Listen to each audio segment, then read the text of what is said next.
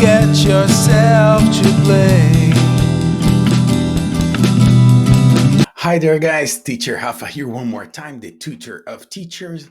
Guys, today I would like to talk a little about the imposter syndrome, how to overcome this fear of stage that sometimes we feel. It's a great exposure being a teacher. You're being analyzed, especially uh, and in the beginning. Most times you begin with classes with 5 7 people, so I'm gonna talk to you a little about how to overcome these challenges and when it actually becomes easier to teach, when things become more natural, and how this process came to me. Okay, so if you are new to the channel, like, subscribe, check out the other videos. I'm sure you're gonna find something interesting that could be enriching for your career. How do we overcome this fear of stage, and how can we get a little more comfortable with the classes? Well, if you are not self-sure with your work, this is something that we must feel that it's extremely common in all professions. You know, everybody starting in a profession, they feel in doubt. They are not sure even if this is the right job for you, if this is the career you would like to follow along the years. And I feel this is a natural process for teachers. It's not different. Okay, and I always tell the teachers that I have this motto: you could over prepare, fine, but don't lose the ability to be you, because this is the most important in the class. You know, when you feel natural with your process, after all, this is something you prepared for the student. And how can you feel more comfortable with that? Obviously, along the years, you work with something that you like more, and not just following a school procedure and a method and the goals from a specific book and the material that you don't even like or agree much to it, but you have to follow anyways. It's the place where you work. But I think you could find motivational in every single material you could work with, every interaction with the student. It's very important that you find this fire, this passion for the interaction, this passion for the process, for the enriching process that is teaching culturally, not only for communication. And with that being said, I think it's important that you tailor the class not only for the student but for you as well, because you as the teacher needs to feel comfortable with the process. So I think for me, along the years, I kept saying to myself many times as a motto that yes, I can do it, I can do a great job, but as the students, I'm still learning. From every interaction I'm learning, I can, you know, provide a better service. And this is was my passion. I worked for 9 years for the same school, doing the same 5 books pretty much, and I could still find motivation. I believe I was one of the great assets for that school, because I could fire great motivation, and I could be a great motivator for the students, not only for the material but for the whole process. And this is something I'm going to talk a little just in a few moments. But guys, don't forget to repeat to yourself about the language the same thing that you tell the students. Remember, in a few videos ago, I said that you should keep repeating to the student, this is not your mother language, and it's fine you don't speak a beautiful native accent. People understand you anyways. Nobody cares about mistakes. Everybody makes mistakes. So for me personally, in the process was along the years, I started working with native teachers, and I had contact with some teachers that had husbands that they were Native Americans, and I felt a little, you know, awkward, embarrassed talking to them. And then I noticed that they don't care about my accent. They don't care the way I speak. They don't care the expressions I use. They are just trying to get the message, laugh along with the joke. And that was the key. don't mind the way you express yourself as long as you're expressing correctly. You could use the right words, and don't forget, it's not only words that compose the communication. You're talking with the jazzy hands that the Italian people do so much.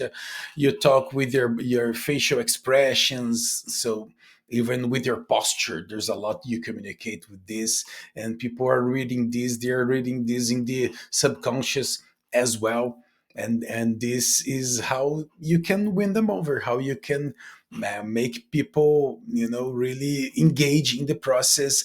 And that was the real key for me along the years. I can give precisely how many years it took for this process to happen, but I understood that I had to be me in the process for this to happen naturally, and for me to lose this imposter syndrome. And I had to be me, a Brazilian guy speaking with the Brazilian accent. People could understand me, the musician that use a lot of musical references.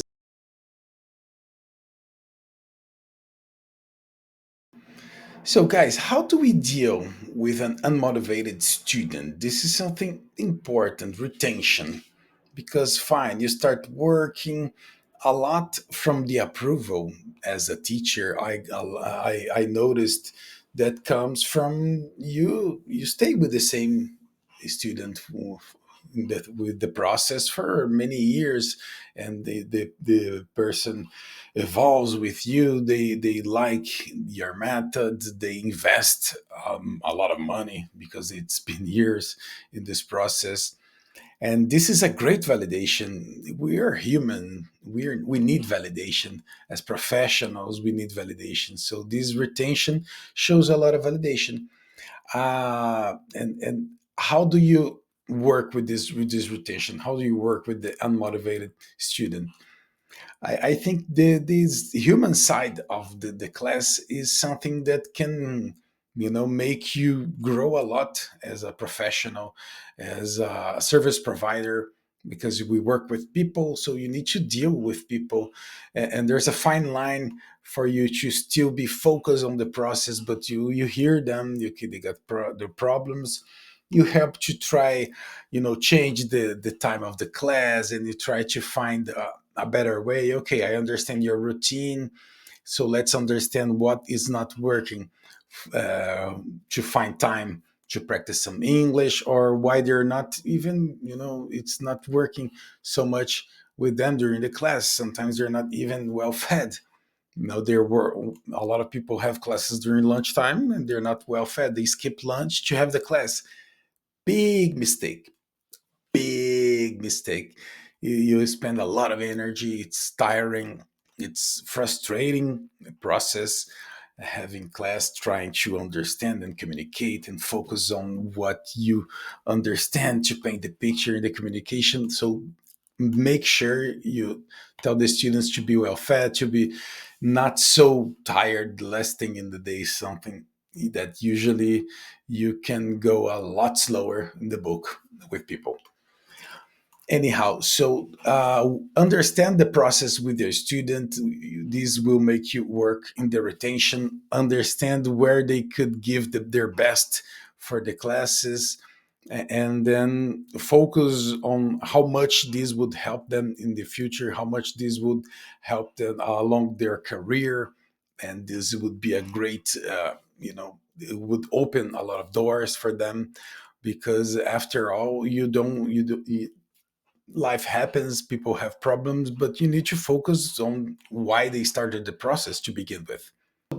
So, guys, something really important here to understand about motivation, it's the feedback. Feedback and motivation, they are completely connected, 100%, word by word. It's very important for you to watch out how you give the feedback. I got a video on how to give a feedback on written material from the students, which I ask every class. So take to your heart that it's part of your branding, part of how you present your work. how you give the feedback, and how they feel they're evolving, because after all, you're involved in a process. You have goals.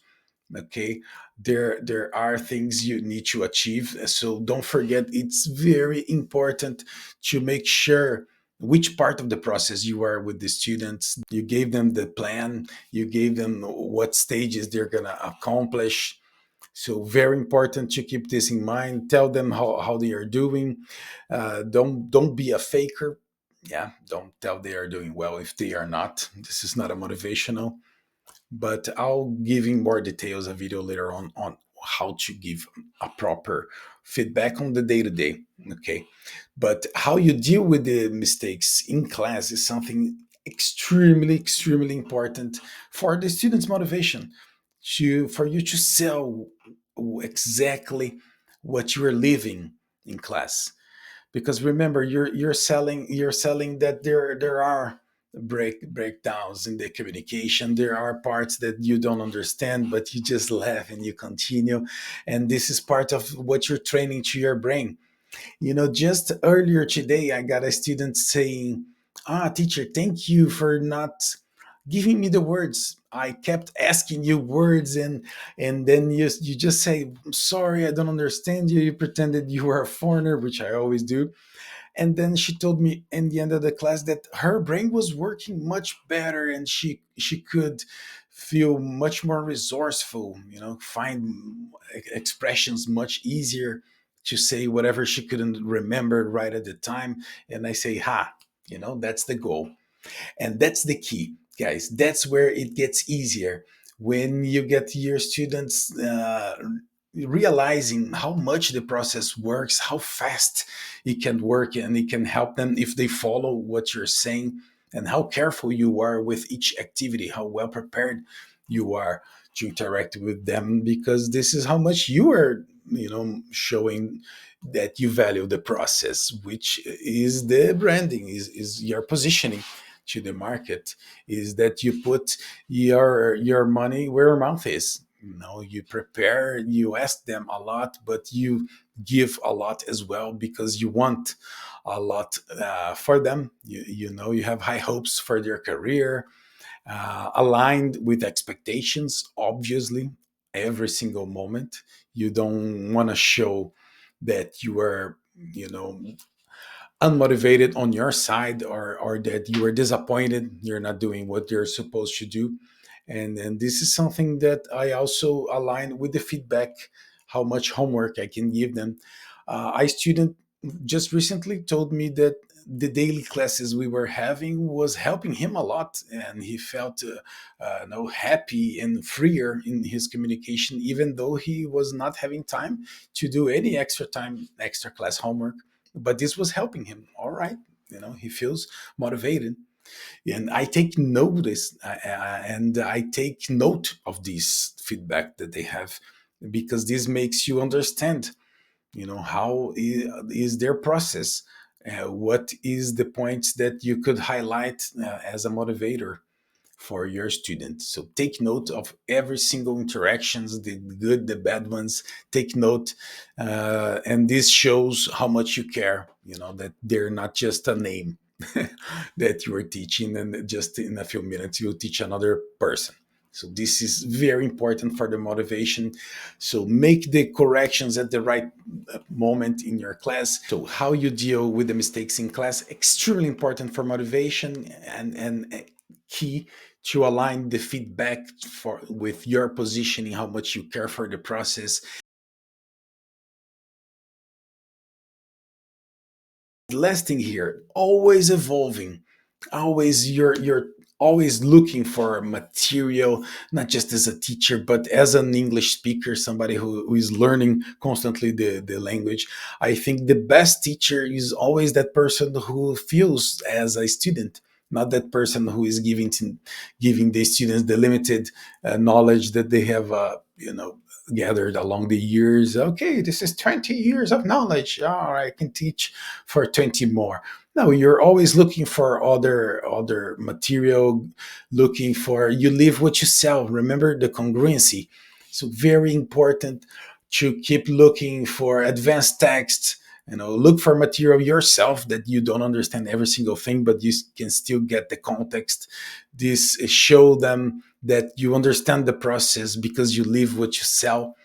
And then look for other languages. Something very important, the students see that you are looking for how much languages can expand and make you a better person, understand other cultures. Thank you so much for watching so far. Comment here below what was the time for your profession, if you're not a teacher, but if so, tell me when things got started to get easier for you, when things started to get fun and not so much difficult with it, imposter syndrome. Comment below. Comment what would you like me to tell about in the next videos, what aspect of the profession you would like me to take a view. Okay, and tomorrow another video. Thank you guys. God bless. You only get yourself to blame.